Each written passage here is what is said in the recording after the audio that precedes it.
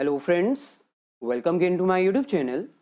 तो आज की इस वीडियो में हम डिस्कस करेंगे मिशन 95 प्लस के 31st एपिसोड के बारे में। अब तक जितनी भी वीडियोस अपलोड की गई हैं अकाउंट्स, इकोनॉमिक्स या बिजनेस के रिगार्डिंग, उन सभी वीडियोस का लिंक डिस्क्रिप्शन में गिवन है, आप जाकर देख सकते हैं। मिशन 95 प्लस के 30th एपिसोड में हमने financial statements of a company को स्टार्ट कर दिया था। Financial statements of a company में टोटल 4 पार्ट्स हैं। प्रॉफिट एंड लॉस अकाउंट, जिसको हम स्टेटमेंट ऑफ इनकम भी बोलते हैं।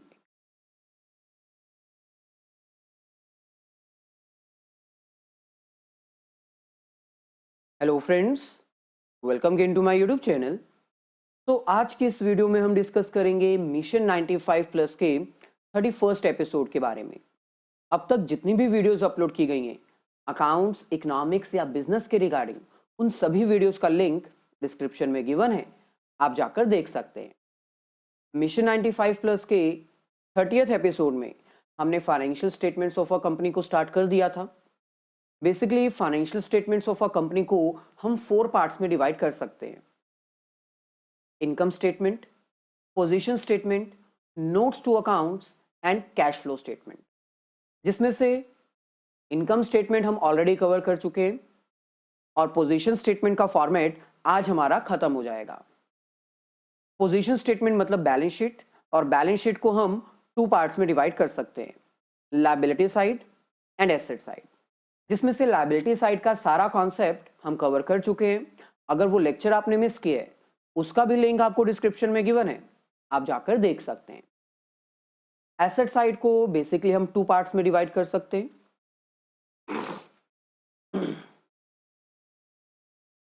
दोबारा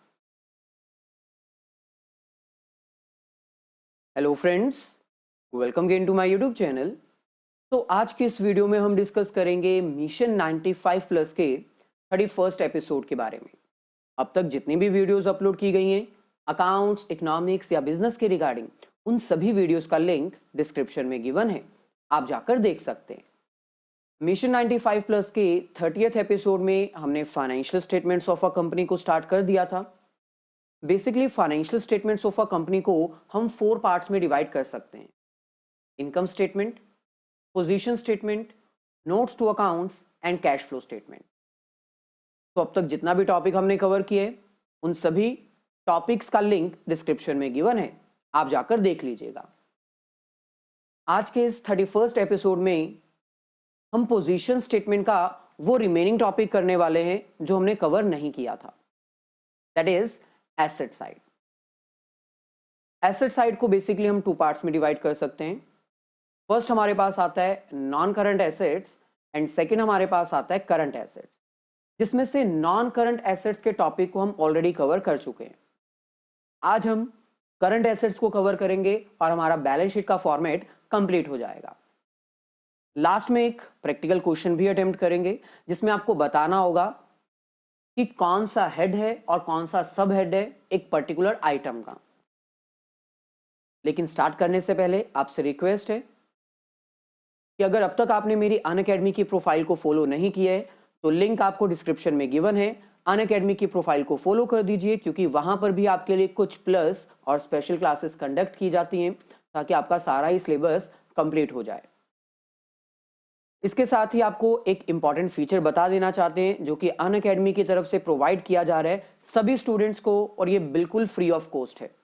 आस्क अ डाउट। अगर किसी भी टॉपिक में आपको कोई भी डाउट है तो आप पूछ सकते हो।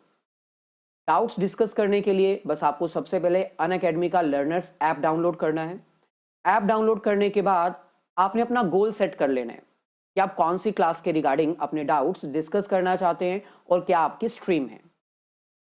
इसके बाद आपको ये कुछ स्टेप्स फॉलो करने हैं जो कि आपकी स्क्रीन पर विजिबल हैं। आस्क का डाउट पे आप क्लिक करोगे। आस्क का डाउट पे क्लिक करने के बाद आपको वो इमेज अपलोड करनी है जिसके रिगार्डिंग आपको डाउट है। इमेज अपलोड करने के बाद आपको वो क्रॉप करके अपलोड करनी है ताकि समझ आ जाए कि किस टॉपिक के रिगार्डिंग आपका डाउट है। इसके बाद आपको सिर्फ सिलेक्ट करना है कि कौन सा डाउट है, किस सब्जेक्ट का है, कौन सी स्ट्रीम का है, और लास्ट में आपको आपके डाउट का आंसर मिल जाएगा। तो ये बिल्कुल फ्री फीचर है, आप इसको अवेल कर सकते हैं। इसके साथ ही बता दें कि अगर अब तक आपने अनअकैडमी की प्लस सब्सक्रिप्शनों को एक्वायर नहीं किया है तो वो एक्वायर कर लीजिए, क्योंकि अनअकैडमी इंडिया का largest growing online learning platform है जो कि आपको स्पेशल और प्लस क्लासेस का बेनिफिट प्रोवाइड करता है। यहाँ पर आपको इंडिया के टॉप एडुकेटर्स मिल जाएंगे जो कि आपको टॉप क्वालिटी कंटेंट प्रोवाइड करेंगे, आपके डाउट्स सॉल्व किए जाएंगे, आपको रिटन फॉर्मेट में सारे नोट्स प्रोवाइड किए जाएंगे कंप्लीट सिलेबस के। तो ये सारे बेनिफिट्स अवेल करने के लिए आपको प्लस सब्सक्रिप्शन एक्वायर करनी होगी या फिर आइकॉनिक सब्सक्रिप्शन। ये प्लस सब्सक्रिप्शन के कुछ प्राइजेस हैं, आप अपने रिक्वायरमेंट के अकॉर्डिंग इन प्लान्स को एक्वायर कर सकते हो।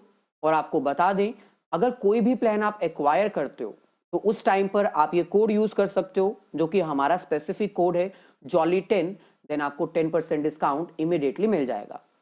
ये डिस्काउंट सिर्फ और सिर्फ फरवरी मंथ के लिए ही है, तो जल्दी से जाइए और अपना सिलेबस कंप्लीट करने के लिए प्लस सब्सक्रिप्शन एक्वायर कर लीजिए। चलिए, सो अब हम फर्दर प्रोसीड करते हैं। Current asset, basically current assets एक बिजनेस की वो एसेट्स होती हैं जो कि शॉर्ट टर्म के लिए एक बिजनेस में रहती हैं। उनका time period with in 12 months का होता है। विद इन 12 मंथ्स वो कैश में कन्वर्ट हो जाती है। सो करंट एसेट्स को बेसिकली हम 6 फर्दर कैटेगरीज में डिवाइड कर सकते हैं। यानी ये हमारे पास क्या होगा, मेजर हेड,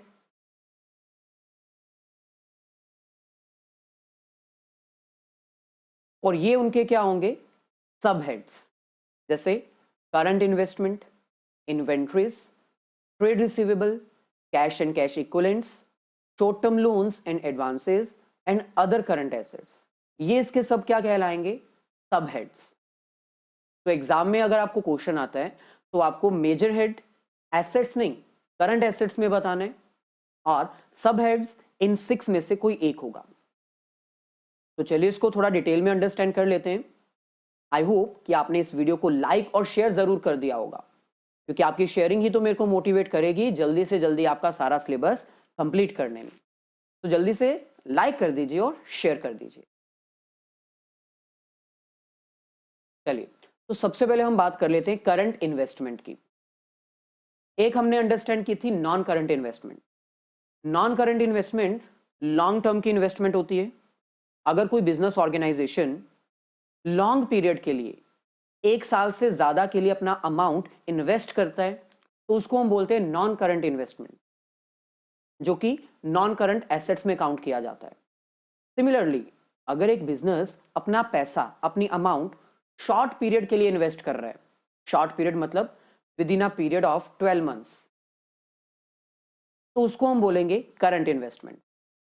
अब इन्वेस्टमेंट कहां कहां की जा सकती है, उसकी कुछ एग्जांपल्स यहां पर गिवन है, जैसे investment in equity instruments, investment in preference shares, investment in government securities, investment in debentures और bonds, investment in mutual funds, investment in partnership firms और other short term instruments. So यही सारी investments हमने non current investment में भी पढ़ी थी। बस डिफरेंस इतना है कि आपको एग्जाम में क्लियर कट बताया जाएगा कि ये लॉन्ग टर्म की है कि शॉर्ट टर्म की है। अगर कुछ भी मेंशन नहीं किया तो आप अपनी एजम्पशंस के अकॉर्डिंग उसको बता सकते हो। तो अगर आपको दिया जाता है इन्वेस्टमेंट इन इक्विटी इंस्ट्रूमेंट्स, कोई इंफॉर्मेशन नहीं गिवन कि ये 12 मंथ्स की है या मोर देन 12 मंथ्स की है, तो आपको अपनी एजम्पशन के अकॉर्डिंग इसको नॉन करंट इन्वेस्टमेंट ट्रीट करना पड़ेगा।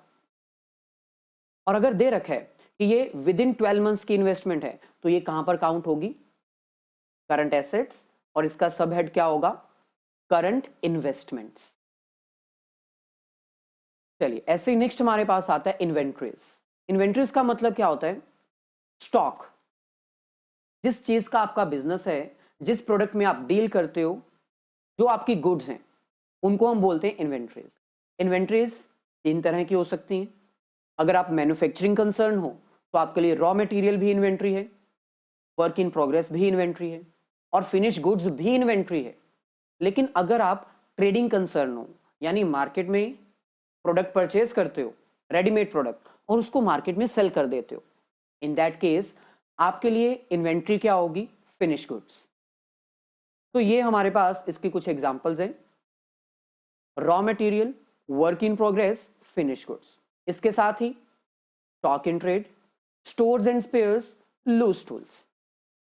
Loose tools, stores and spares ये कुछ इंस्ट्रूमेंट्स होते हैं जो कि इन्वेंट्री में ही काउंट किए जाते हैं। ये एसेट्स में करंट एसेट्स का पार्ट काउंट होते हैं।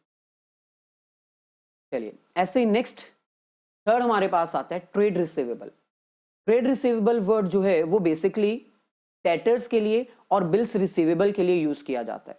मतलब एक जो बिजनेस है वो ऑब्वियसली क्रेडिट ट्रांजैक्शंस भी परफॉर्म करता होगा, अपने कस्टमर्स को उधार में भी प्रोडक्ट बेचता होगा। तो जो क्रेडिट ट्रांजैक्शंस परफॉर्म की गई है, जो कस्टमर्स को क्रेडिट पे प्रोडक्ट सेल किए गए हैं, ये वर्ड उनके लिए यूज होता है। और क्योंकि ये amount with in 12 months convert हो जाती है कैश में, इसलिए हम इसको करंट एसेट्स में काउंट करते हैं। सो ट्रेड रिसीवेबल में हमारे पास सिर्फ दो ही आइटम्स आती हैं, डेटर्स एंड बिल्स रिसीवेबल। एक पॉइंट आपको याद रखना होगा, वो है प्रोविजन फॉर डाउटफुल डेट, जो कि डेटर्स में से ही डिडक्ट किया जाता है। अगर आपको पूछा जाए प्रोविजन फॉर डाउटफुल डेट, तो या तो इसको हम लायबिलिटी साइड लिखते हैं शॉर्ट टर्म प्रोविजंस के अंडर, नहीं तो हम ये भी कह सकते हैं कि भाई ये अमाउंट हमने डेटर्स में से माइनस करनी है। दोनों ही सही होंगे। नेक्स्ट हमारे पास आता है cash and cash equivalents. Cash का मतलब तो सभी को क्लियर है, जो भी अमाउंट बिजनेस में अवेलेबल रहती है in the form of cash, वो कैश है। कैश इक्विवेलेंट्स का मतलब क्या होता है? कैश इक्विवेलेंट्स का मतलब है वो अमाउंट जो बहुत इजीली कैश में कन्वर्ट हो सकती है। मतलब हमारे पास एक ऐसी आइटम अवेलेबल है जो कैश तो नहीं है, लेकिन बहुत ही जल्दी, बहुत ज्यादा जल्दी कैश में कन्वर्ट हो सकती है। जैसे कि बैंक बैलेंस कैश की फॉर्म में नहीं है, लेकिन बैंक में कैश तो है ना, बहुत जल्दी हम उसको कैश में कन्वर्ट कर सकते हैं। ऐसे ही cheques, draft in hands, others, cash in hand. अब ये कुछ इंपॉर्टेंट आइटम्स हैं जो आपको याद रखनी पड़ेंगी। फर्स्ट, अनपेड डिविडेंड, इसको हम और क्या बोलते हैं? Unmarked balance with bank. Next, balance with the bank held as a marginal money and marketable securities, इसको हम कैश एंड कैश इक्विवेलेंट्स में काउंट करते हैं। नेक्स्ट हमारे पास है short term loans and advances. अब कई बार एक बिजनेस ऑर्गेनाइजेशन किसी दूसरी ऑर्गेनाइजेशन को उधार दे देती है, उधार लेती नहीं है, उधार देती है, तो ये उसकी अमाउंट रिसीवेबल है ना, तो उसके लिए एसेट्स होंगी। ये लॉन्ग टर्म भी हो सकती है, शॉर्ट टर्म भी हो सकती है। अगर लॉन्ग टर्म आपने किसी को उधार दिया है तो वो नॉन करंट एसेट्स में काउंट होगा, लेकिन अगर ये amount with in 12 months repay हो जाए, यानी आपको वापस मिल जाए, तो ये किस में काउंट होगी? करंट एसेट्स में। तो amount given as a loan to other organisation, अगर एक बिजनेस किसी दूसरे को उधार देता है और वो 12 मंथ्स के बीच में रिकवरेबल है, तो वो किस में आएगा? करंट एसेट्स में, और उसकी सब हेड क्या होगी? Short term loans and advances. Last हमारे पास आता है other current assets, sixth heading. Other current assets में बेसिकली वो सारी एसेट्स काउंट की जाती हैं जो प्रीवियस 5 हेड्स में काउंट नहीं हो पाई। जैसे फर्स्ट हमारे पास क्या था? करंट इन्वेस्टमेंट, उसमें अगर कोई आइटम नहीं आती, अदर करंट एसेट्स में काउंट होगी। इन्वेंट्रीज, उसमें कोई आइटम नहीं आ पाई, तो अदर करंट एसेट्स में काउंट की जाएगी। Short term loans and advances, trade receivable, अगर इन सब में कोई अमाउंट नहीं आ पा रही और वो एसेट है, तो वो अदर करंट एसेट्स में काउंट की जाएगी। जैसे prepaid expenses, amount receivable, dividend receivable, accrued income, advance taxes, ये इसके कुछ एग्जांपल्स हैं। तो इसका मतलब बेसिकली अगर आपको एग्जाम में ये क्वेश्चन सॉल्व करना है, तो आपको इसके ये जो 6 हेड्स है ना, ये याद रखने पड़ेंगे। करंट एसेट तो मेन हेड है ना, सब हेड्स आपको याद रखने पड़ेंगे। Current investment, inventory, trade receivable, cash and cash equivalents, short term loans and advances, और लास्ट में अदर करंट एसेट्स। तो ये सारा कॉन्सेप्ट अंडरस्टैंड करने के बाद अब हम एक प्रैक्टिकल क्वेश्चन ट्राई करके देखते हैं। हेड्स और सब हेड्स उसके आइडेंटिफाई करते हैं। लेकिन उससे पहले ये एक इम्पॉर्टेंट पॉइंट है, हालांकि एग्जाम में ये ज़्यादा आता नहीं है लेकिन आपको पता होना चाहिए। Contingent liabilities and commitments. Contingent liabilities ये बैलेंस शीट के फॉर्मेट का पार्ट नहीं होता, ये एडिशनल इंफॉर्मेशन के तौर पर हमें शो करना होता है। कई बार क्या होता है कि एक बिजनेस ऑर्गेनाइजेशन को डाउट रहता है, उसको डाउट होता है कि शायद हमें पैसा देना पड़े, शायद ना देना पड़े, यानी लायबिलिटी है कि नहीं है, इसके बारे में कोई कंफर्मेशन नहीं है। इट मे और मे नॉट अराइज। ऐसी लायबिलिटी जिसके शायद से पैसे देने पड़ जाएं और शायद से ना देने पड़े, तो ये वो लायबिलिटीज हैं विच मे और मे नॉट अराइज, यानी इनके बारे में गारंटी नहीं है, ये डिपेंड करता है फ्यूचर के ऊपर। हो सकता है पैसा देना पड़ जाए, हो सकता है ना देना पड़े।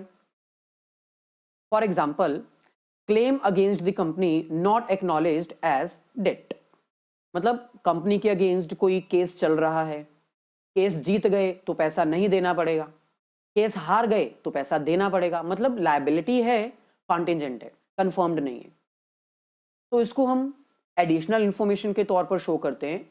ये बैलेंस शीट में कहीं नहीं आता। जैसे प्रपोज्ड डिविडेंड, डिविडेंड डिक्लेयर किया है, अभी दिया नहीं है, फ्यूचर का क्या पता, शायद देना पड़ जाए, शायद ना देना पड़े, प्रपोज्ड डिविडेंड। सिमिलरली नेक्स्ट हमारे पास आता है कमिटमेंट्स। कई बार क्या होता है, एक बिजनेस ऑर्गेनाइजेशन फ्यूचर के लिए कमिटमेंट कर देती है, जैसे कॉन्ट्रैक्ट्स में होती है कमिटमेंट। कॉन्ट्रैक्ट्स जब एंटर किए जाते हैं तो वो फ्यूचर के लिए होते हैं, और फ्यूचर में कमिटमेंट्स पेमेंट को रिगार्डिंग, पेमेंट देने के रिगार्डिंग ये होती हैं, तो उसको हम बोलते हैं कमिटमेंट।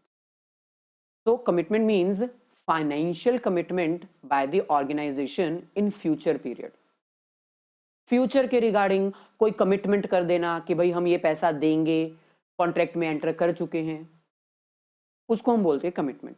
ये भी एडिशनल इंफॉर्मेशन के तौर पर शो की जाती है, इसका ट्रीटमेंट बैलेंस शीट में कहीं पर भी नहीं होता। चलिए अब एक क्वेश्चन ट्राई कर लेते हैं। क्वेश्चन में हमें कह रहे हैं give the heads and sub heads under which following items are shown in the company's balance sheet as per schedule 3 part 1 of the companies act 2013। इसके हमें हेड्स और सब हेड्स प्रोवाइड करने हैं।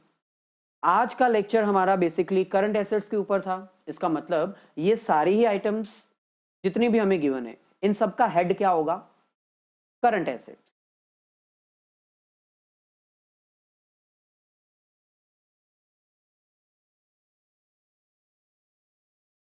यानी इनका मेन हेड जो है, मेजर हेड है, वो क्या है, current assets.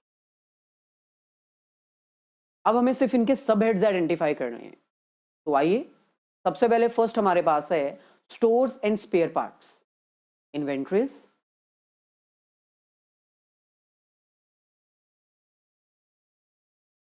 Cash in hand, ये कहां पर आएगा, कैश एंड कैश इक्विवेलेंट्स में। लूज टूल्स, ये भी इन्वेंट्रीज में काउंट किया जाता है।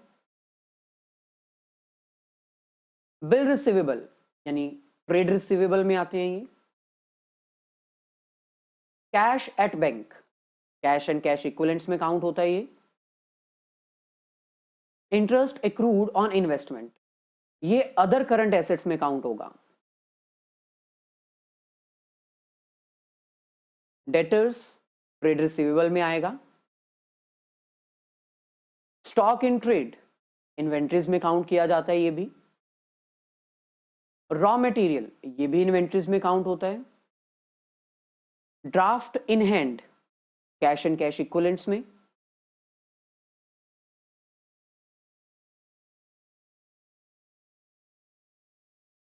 Next interest due on call in arrear, other current assets में काउंट होगा ये। और लास्ट में प्रीपेड इंश्योरेंस, ये भी अदर करंट एसेट्स में काउंट किया जाएगा। चलिए सो ये थे हमारी आज का वीडियो, जिसमें हमने पूरा डिटेल में कॉन्सेप्ट क्लियर किया।